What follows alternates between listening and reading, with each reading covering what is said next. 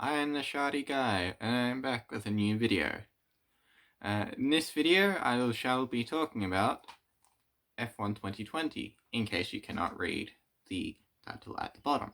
So of course, F1 2020 was the most recent release of the Formula 1 gaming series by Codemasters, and this game was really great for a really big step forward for the gaming series through bringing in a brand new game mode, My Team mode, which really brought a lot of kind of gave the game a new life as such, rather than the usual Control C stuff that you kind of get from FIFA and kind of NBA as well, whereas kind of the same things over through the various seasons. The only thing that changes is the rosters. So yeah, having that mode really brought a new life to the game, basically.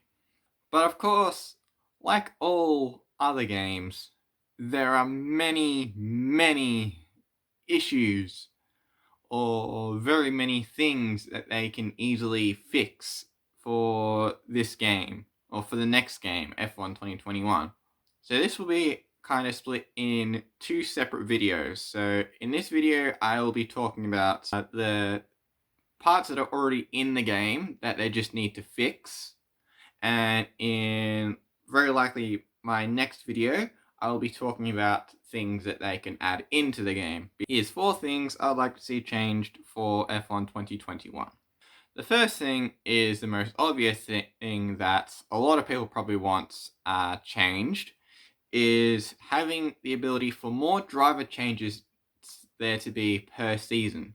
The driver change system was only really brought in F1 2019, and yeah, when it was first set, there was a lot of driver changes going on. You'd get like 3 or 4 driver changes per year. People would be going all over the place. There'd be changes. There'd be drivers going from McLaren to Mercedes, or from Mercedes to Racing Point. And yeah, people be going all over the place. Have a lot of changes going around, and yeah, it just added a whole new fun to the game, basically.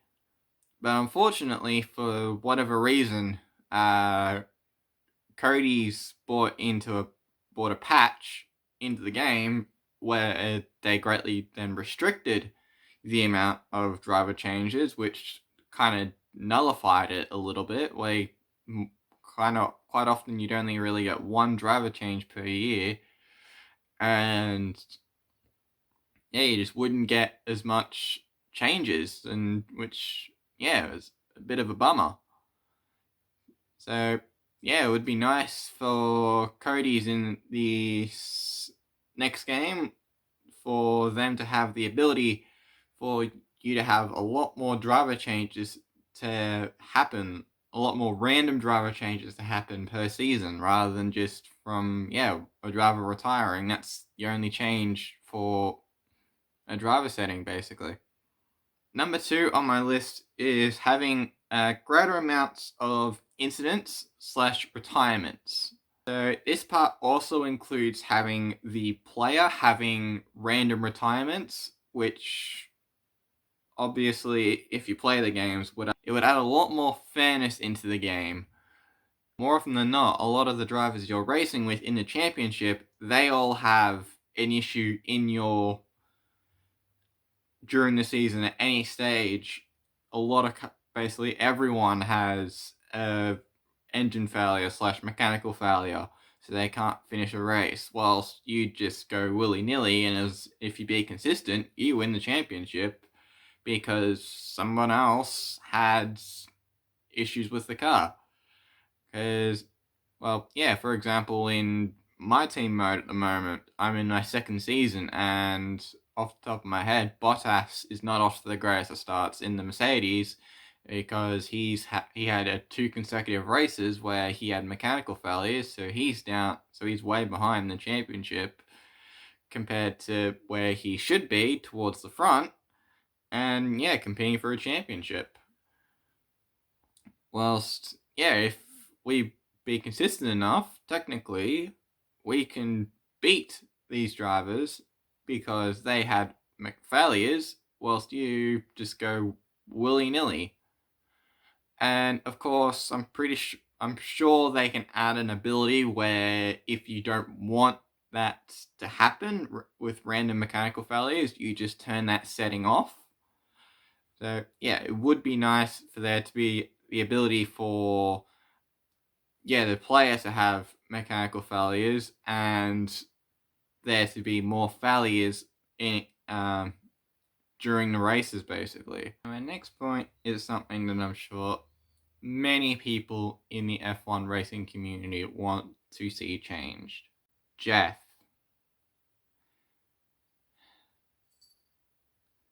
Now, I will say this, I haven't actually played 2018 or 2019 of the F1 series. So, I cannot fully confirm this, but based on my presumptions from what I've seen, from how he was in 2017 to how he is now in F1 2020, he is more annoying than ever. A good example is with Monaco in my team mode. I do a full 100% race. What the plan was for this race, because I was qualified mid-pack, lower order, because I'm not the greatest around Monaco, was to do a two-stop strategy. So, start on the softs, and then do 2 stops on the medium compound tyres through to the end of the race. Sounds simple enough. About 10 laps in, Jeff's on the radio and tells me that the strategy's been changed. I think, okay, this kind of makes sense. I'm towards my pit window, basically, so maybe I shouldn't really take much notice of this, because I read the strategy beforehand and said I was supposed to pit lap 15. Okay, well, tyres are still okay. Let's just wait till lap 15, pit, and then we'll go from there. So, get to lap 15, pit, expecting to end up on the medium compound tyres. I end up coming out on the hard compound tyres. Because old Jeffy boy had the strategy changed.